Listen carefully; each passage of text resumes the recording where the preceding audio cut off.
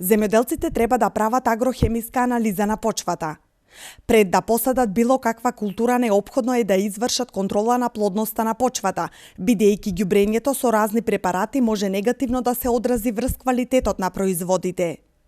Доколку не се направи анализа на почвата, земјоделците велат дека може да дојде до блокада на растението. Ако кренеме од исправна гледна точка, буквално за сите култури е потребно, бидејќи ние после една култура садиме друга култура, т.е. после пролетната зелка, на истите површини доаѓа куртовската капија.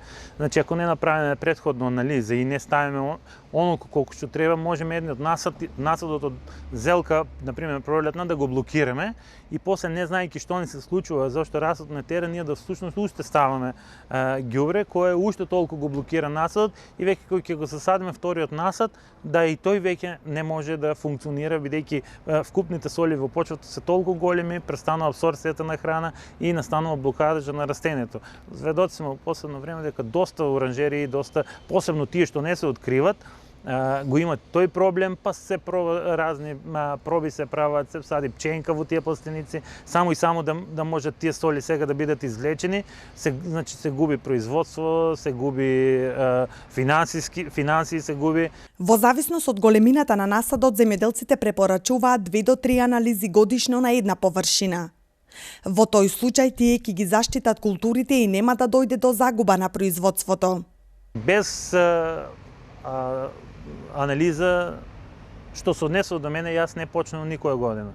Значи, во зависност од големината на насадот, правам 2 до 3 анализи на годишно ниво, 2 до 3 на една површина, за да знам кај сум, бидејќи јас го имав тој проблем пред некои 5 до 6 години со тоа блокирање на растенијата.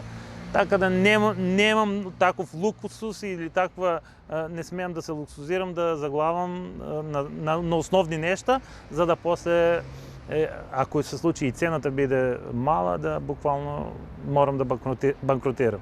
Земјоделците велат дека овие контроли се неопходни за успешно менаџирање на производството и зголемени приноси. Од една страна ќе се заштити здравјето на граѓаните, а од друга пак тоа ќе придонесе до поголема заштеда на производителите.